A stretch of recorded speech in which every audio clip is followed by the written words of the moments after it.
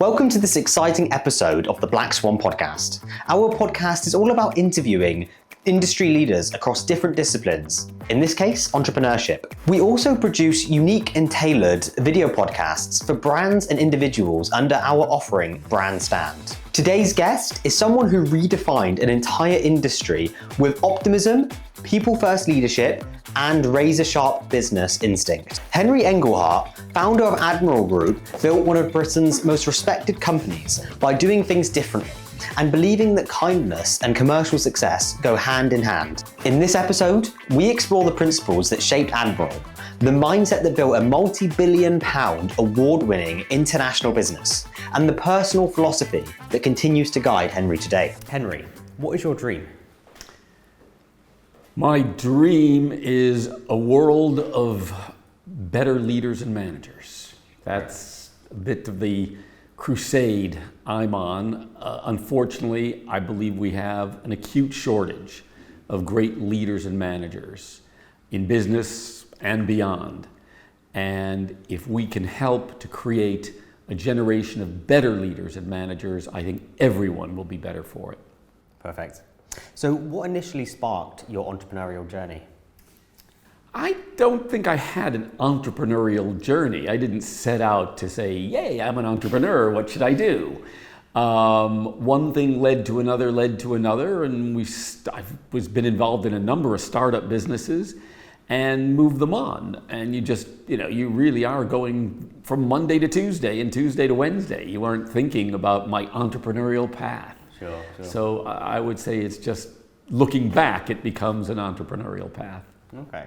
So what aspects of entrepreneurship do you love the most and which do you, love the least, let's say? Well, again, when you say entrepreneurship, I'm not even sure what it means. What's the old expression? The French are great, but they don't have a word for entrepreneur.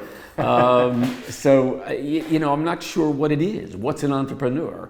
I created a business, I ran a business, it was successful. That was the journey. So your father was a brilliant salesman, but he struggled as a manager. How did observing his leadership style shape your entrepreneurial mindset?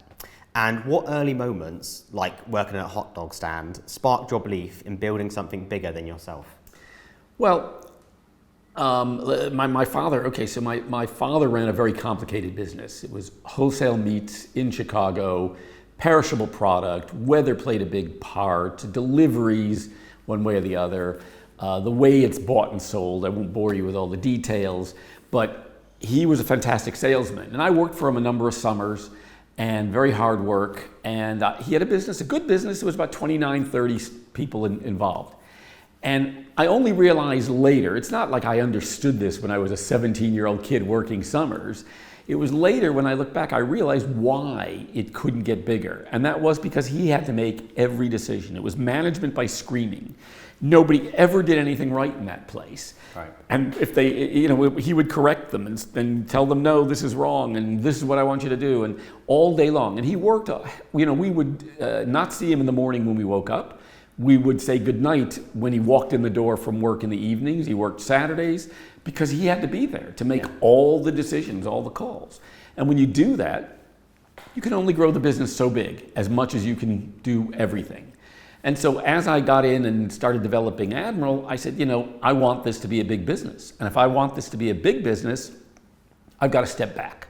I can't make all the decisions. And I always told myself, do not become the cork in the bottle.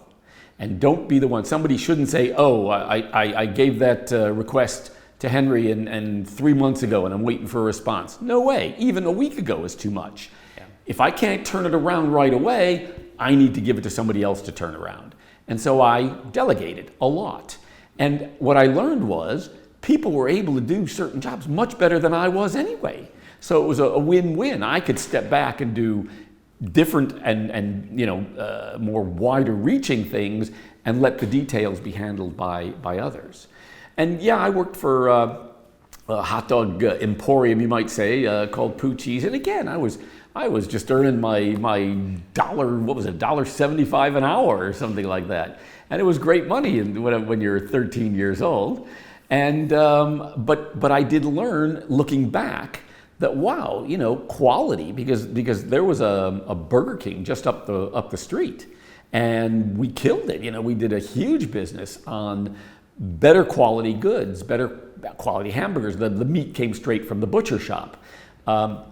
We blanched our own fries. If you don't know what that means, look it up. But when you blanch your own fries, they're really, really good. Yeah. And sold it for more money.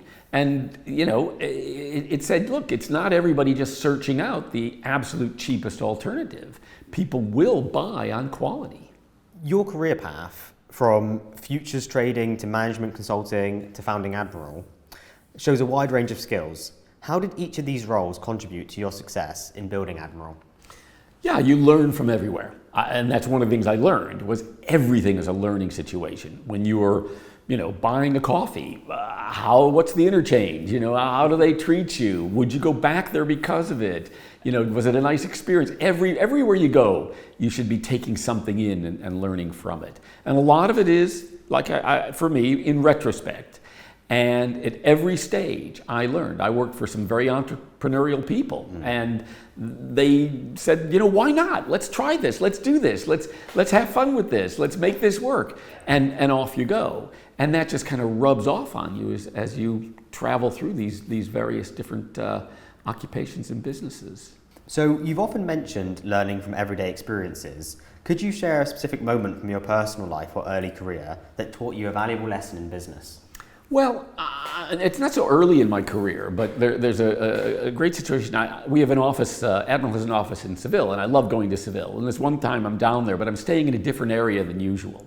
And in the mornings when I'm traveling, I like to go out for a power walk and then maybe stop on the way back and grab a coffee, just to do a little exercise in the mornings. So this one day, get up and go for my walk, and I know not far from the hotel I'm at a little coffee shop, and okay, I'll hit that on the way back. So I go there, and I order a coffee and learned a good word, manzanilla, it's butter. So I get buttered toast, and there's some little tables with umbrellas outside, and I sit down and I pick up my phone and I'm looking at stuff on my phone. And the guy kind of knocks, it was a window where I'd ordered, and he knocks on it and says, come here. And I thought, I got to pay the bill, I guess. And I go up there, and what did he do? He gave me a piece of paper. And I go, what's this? And I look, it was the Wi-Fi code. Right. I mean, that service, he didn't have to do anything. No. I wasn't asking for anything. I was fine where I was sitting. The coffee was good. The buttered toast was fine. But he took the time and trouble to say, that guy's on his phone. He might like the Wi-Fi code. And he gives it to me. And that is the type of thing that really sinks in. How can you transfer that kind of attention to service everywhere you go? Every interaction should have that attention and customer care. And that really sinks in, and you go, wow, how can I get my people to treat every one of our customers like that? And look, he may never have seen me again. I did do a power walk and came back the next morning, added an orange juice to my offer, so he did clean up on me. But I've never been back. Yeah. But so that's really quite incredible. He just did that kind of naturally. So how do you get people to do that naturally in their job? And so you got to really think this through as a manager and a leader. How do I instill this sense of customer in the people who are actually working with the customers? A quick thanks to our sponsor, Elacrity UK. So Elacrity is really, really unique. In short, we basically are a tech entrepreneurship hub that builds the next generation of startups here in Wales. So 90% of startups actually fail in the first year alone. That's what Elacrity is here for, is to de-risk that entrepreneurial journey and provide our entrepreneurs with the perfect foundation and building blocks to run a successful high-growth startup. We run an entrepreneurship program which basically helps budding entrepreneurs build a startup from zero to investable over the space of a 12-month process. Moving on to Admiral and company development now. So you built Admiral into a FTSE 100 company without compromising on values. What were the pivotal decisions or moments that made the biggest difference in the company's trajectory? Well, again, it is a bit of a journey, but you say it as if we built a FTSE 100 company without compromising on values. But actually, by not compromising on values, we built a FTSE 100 company. Sure. It's not that they are two distinct things randomly moving forward. We have a simple philosophy at Admiral. If people like what they do, they'll do it better. And so we go out of our way to make it a good place to work. Yes, there are certain value things that have carried over that I or my senior managers, we instilled in the company. But the basic premise is we feel we get better results, and that is key, when you treat your people really, really well. They work that much better, that much harder. And you should never forget, why do we focus on culture? Why do we care what the company culture is? And it's very simple. Better outcomes. If you're a business, it means you make more money. If you're a charity, it's better outcomes. If you're a government, it's different outcomes, right? But it's about that. It's not about culture for culture's sake. It's not about, hey, we're nice guys, we'll treat everybody well. We are nice people, okay? But that's not the point. The point is that you can have the greatest culture in the world right when you go out of business. What good is it? Yeah? And the only way we can give lower prices, better service, more products to those customers is to grow the company and improve the outcomes. And we do that. We like to believe that there's a strong link, and I think time has proven us pretty correct. There's a very strong link between the care we show for our staff and our growth in customers and profitability. Absolutely. So how do you prioritize between long-term strategy and short-term execution during Admiral's scaling years? Well, it moves over time. In the early days, there's an old saying, there's no long term without a short term. And you're focused on getting from Wednesday to Thursday. That's what's really important. Because if you don't get to Thursday, the 5-year plan, throw it away. So as the business grows and matures and you have a firmer footing, and you know that a mistake isn't going to put you out of business, it may cost you some money or some time or something like that, but it's not going to throw you completely off course, you then are looking more and more long term. The people in Admiral today need to be having heads up 10, 15 years out. That's what they need to see. And at every stage in a company's hierarchy, you're looking further and further out. So the people at the coalface are thinking about this week, maybe their bonus this month, whatever it might be. It's very short term. The next level of management is thinking about the quarter, maybe the half year. Next one's up, the half year, the full year, etc. Until you get to the very top of the organization, and they've got to be eyes up 10, 15 years out. How are we going to achieve our goals? What are we doing today that's propelling us to that goal 10, 15 years out? Interesting. So in 1997, Admiral was bought out by a Bermudan reinsurance company, but you managed to lead a successful management buyout, MBO, in 1999. What was your mindset during that uncertain period, and how did you ensure the company's future stability? It's a bit more complicated than that. Sure. So the majority owner for us was a managing agency at Lloyd's of London. Mm-hmm. And management, myself and my other senior managers, we owned a proportion of the business. And that managing agency got bought out by the Bermudan reinsurer. And we were put up for sale in 1998, and we had 3 suitors, and we went down a long road, and we almost did a deal with a very huge company, American company. But it didn't go through for reasons at their end, and we were pulled off the market. And the next year, the car insurance market, which had been bad in 98, was really horrible in 99. And the Bermudan reinsurer, who is now the parent company's parent company, said, hey, 1,000 people doing car insurance in Wales, forget it. This has got to go. And we were put up for sale again. Right. This time, nobody wanted to buy it. And somebody threw out a number, and it was, ridiculously small. So we found a one VC, one venture capital company, and we teamed up with them, and management and the VC bought it from those owners. And that was near the very end of 1999. Right. And at that time, they gave us, the VC said, look, you already have a shareholding, which we were rolling over into Newco, and we want to give you more shares to make sure you're incentivized. And we said, we'll take some of those shares and spread them across the senior managers, but the majority of those shares we'd like to give to everybody in the organization.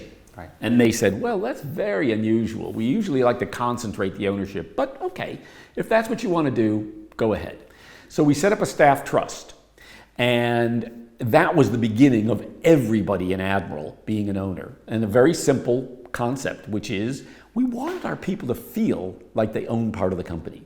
Best way to do that? Give them part of the company to own.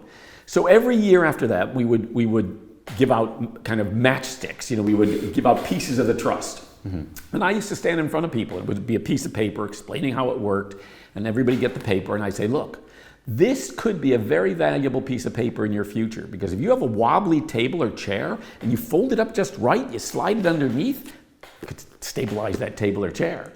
And because we had no idea what kind of value might come out of it. But we knew when you get into bed with a VC, you know one thing for sure. There's another transaction coming. They are not in it to hold it forever. They were very open and honest with us. They said 3 years, 7 years, the average is 5, yeah, right around there.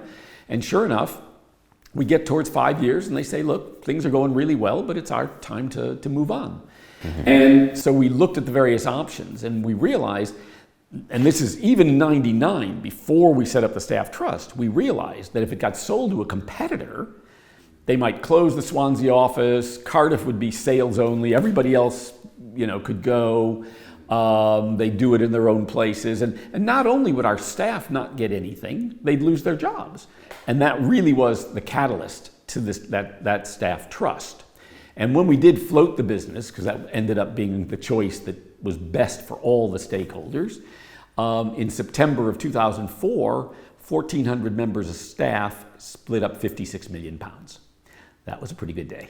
Wow, that's insane. So Admiral has grown considerably since its beginnings, from focus on a niche market to expanding across multiple brands. How do you balance maintaining focus on Admiral's core values while managing multiple brands under the group? Well, the brands are just brands. They used to have a lot more meaning because we used to have separate entities for all the brands, but now it's all merged, and it really is just brands. We started, when we were the 7th, what's called direct writer into the business. Now this is long before internet. Telephone insurance is really coming on, but there were 6 before us. And they all went after the good driver, suburban, small cars, kind of lower premium. Yeah. And we looked at it and said, we can't compete with them on their economics at the moment, right? So we've got to go somewhere else. And we saw that higher premium business, which is younger drivers, city dwellers, bigger cars, not necessarily younger drivers in cities driving big cars, but those pieces drove higher premiums. And because it was a broker at the other end, the broker was getting a percentage of that premium for their sales fee. And we believed we could market it more efficiently than that. And that's what happened. Our marketing was hugely more efficient than even 1 year with a broker. And we only paid that fee, in a sense, that marketing fee once, and we renewed that customer several times. Yeah. So the marketing cost got smaller and smaller over time. And those customers have a lot more to gain because they're paying higher premiums. So they're much more aware to shop. So it really poured in the very beginning. And we got off to a great start. And that's still at the core of Admiral's market, is higher premium business. Not hugely higher, but a little bit higher than the average for the market. And from there, we said a number of years later, we thought, well, we're spending a lot of money on TV, and we're using Yellow Pages, which was the Google of its day, and we're using it as much as we can. But what if we had another brand or two? We could double or triple our exposure in Yellow Pages, which was very efficient, and reduce our reliance on TV.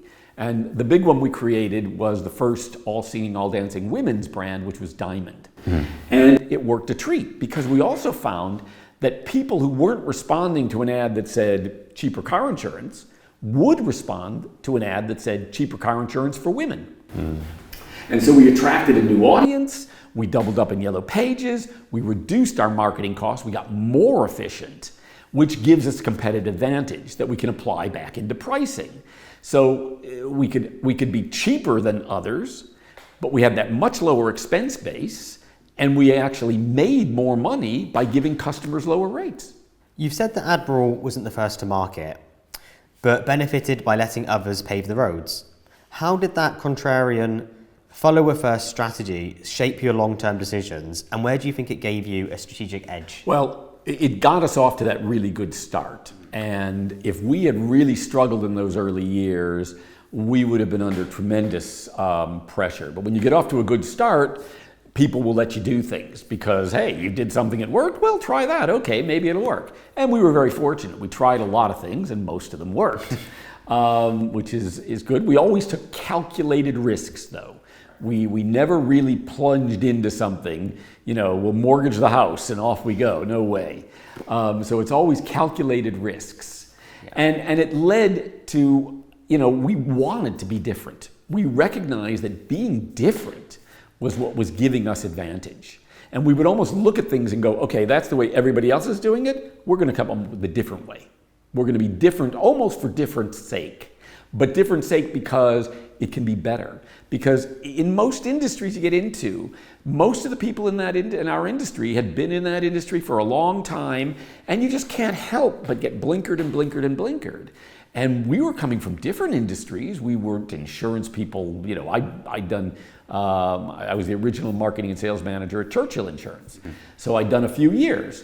And that meant that we could come up with solutions that other people, they couldn't see. Not because they weren't smart people, but because they'd just been in that tunnel too long. Perfect. What's the most counterintuitive lesson you've learned about effective leadership? Counterintuitive. Well, I think the most important one, and for some it's counterintuitive, unfortunately, is that you're at the bottom of the pile. Mm-hmm. You should be looking at your organization as an inverted pyramid, and who is the most important person in the organization? The customer. Right. Customer. They pay all the bills, they make the cash register ring. That's what it's all about. So who's next in importance? Anybody with a touch on a customer, be it writing code or actually talking to them or meeting them face to face or whatever it is, anybody who actually touches a customer, followed by all the support departments that, you got finance and people services and maybe IT and all sorts of support departments, that come in to support. And then you're followed by managers and senior managers. And then comes your chief executive, and below the chief executive is the board. The board works for the CEO, who works for the senior managers, who works for the support departments, who works for the people who support the most important people in the company, and that is the customer. And that is the way we look at it. I am here to support everybody else, not vice versa. Fascinating. So how do you lead leaders? What's your framework for empowering executive level talent without micromanaging? Everybody's different, and some people are high maintenance and you need to make sure you talk to them every day or every other day, and they're going to tell you all sorts of interesting things, and some maybe not so, but you need to listen, and you do. And some, you can go a week or 2 weeks, you don't even have to say boo to a goose, and they'll be fine. And so you need to learn, you need to understand your people and accommodate each of them individually. That is extremely important. And you need to know what people like and don't like. I've seen, a manager, they'll say, we're going to have a contest in the team today, and we're going to have a prize, and it's going to be a big bottle of champagne or something, and maybe half the team is teetotal. And they go, well, I'm not really excited about a bottle of champagne. That manager didn't know his team, right? Know your team. Oh, my team all likes to go camping. I'll put a tent up as the prize. Great, everybody's enthused. But to do that, you need to know the people that are working for you. So what signals tell you someone is ready for leadership responsibility at scale? Wow, I don't know if there's specific signals. What I do like is you bring people in and you give them certain work to do.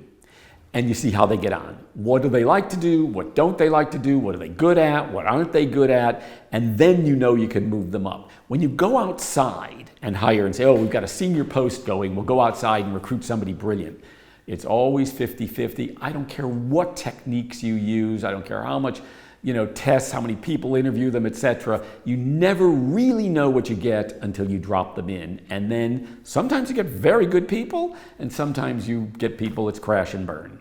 And you never really know. So I much prefer to bring people to an organization at a lower level and see what they're capable of, and then move them along when they are more and more capable, rather than try and reach outside and snag somebody great or who you think might be great. It's really interesting. So if you had a position come up, for instance, for, say, a head of marketing role, and you wanted to fill that role, how would you do that where you wouldn't necessarily want to bring in somebody from the outside that you've never met before, you haven't worked with for years? So how would you kind of fill that gap? Well, it's a good question, and I'll give you a good story, because one thing is that the leaders of the organization must get to know the people. The leaders that hide away in offices all day long and think they're doing important things by answering emails and so forth. No, you got to get out there. You got to learn what people are good at and what they're not, and don't pigeonhole people. So this time we had a marketing vacancy at the second level. We had a marketing manager, right, but wasn't quite sure about her, whether was she going to make it. But okay, but we needed a deputy, and there was a lady who worked I think she was in the claim. Yeah, she was in the claims department, but bright as a button. So I called her in and said, and I gave her the marketing interview, which is wow, she was great. Yep. I go, wow, she's got the natural ability. I mean, marketing is a lot of natural ability. It's a lot of common sense, to be fair. Yeah. And okay, so we moved her into that deputy role, and she did really well. And sure enough, a number of months later, the marketing manager said she'd had enough and she was going, and she left. And we just moved this lady up, and she did that job for years. Yeah. And did it really, really well. Yeah. And she came from the claims department. She was a manager in the claims area. So, and I have done that many times at Admiral, because a lot of companies think, if we want an HR person, they have to have certain initials after their name. What do you want from that job? So if it's a HR, we call it people services, you want somebody who can relate to people, who's good with culture, who knows the legal situation, who can do disciplinaries, who can coach people. Those are the skills you want. And then look around your organization. And we did that on a number of occasions, and we found people from completely other areas. But wait a minute, they've done all these things, they, blah, blah. They're really good at that. Brought them in, and they made fabulous managers. Wow. So 2 questions based off of that. Is that a common method for companies? Do they do that quite often? And you mentioned about with managers, with getting to know their team, is that harder to do when people are remote working? So I don't know, because I don't work at other organizations much, but I suspect people say it's quite rare. Right. That most of them say, if I'm hiring for people services, I need somebody who's an HR lifer and blah, blah, blah. And they're not thinking about the skills and things that are needed in the job. They're thinking about a past experience, which could be fine, but I think is riskier than saying, here's the skills I need, and here's the weighting of those skills. Yeah. Because very often, things like a legal knowledge, yeah, it's okay, but you can have somebody else in your team who's a legal expert, or you could talk to a lawyer. That to me, the weighting on that would be lower than somebody who can really instill the culture you're trying to drive and do things to bring that culture home. Remote learning, remote working is hugely more difficult. Right. And you know what? A manager just has to work harder. The companies that can get remote working right are going to have huge competitive advantage, because 2 things. One, a lot of people really value the time they don't have to come into the office, whether it's once or twice a week that they don't have to come in, or maybe every day. And the other thing, you could recruit globally. I mean, better in certain time zones, yes, but you literally can recruit globally if you're good at it. And that means constant communication. You really have to up the communication when you go remote. Do you think people working remote is a benefit to their mental health, or do you think generally it's better for them to be in an office environment around other people? It depends on the person. You know, we found in the early days of working remote that the youngsters really missed coming into the office. It was their social life. They were probably in smaller rooms at home, you know, less good furniture, etc. The people a little bit older with families and so forth, they really valued not having to do the commute. They really valued the time, the extra time they were able to spend with their family. So it does depend. Thanks for listening to this episode of the Black Swan Podcast. If you are interested in having a video podcast of your own, consider reaching out to us for a chat at contact@blackswanproductions.co.uk. Also, if you'd like to feature or get involved in the Black Swan Podcast, don't hesitate to reach out either.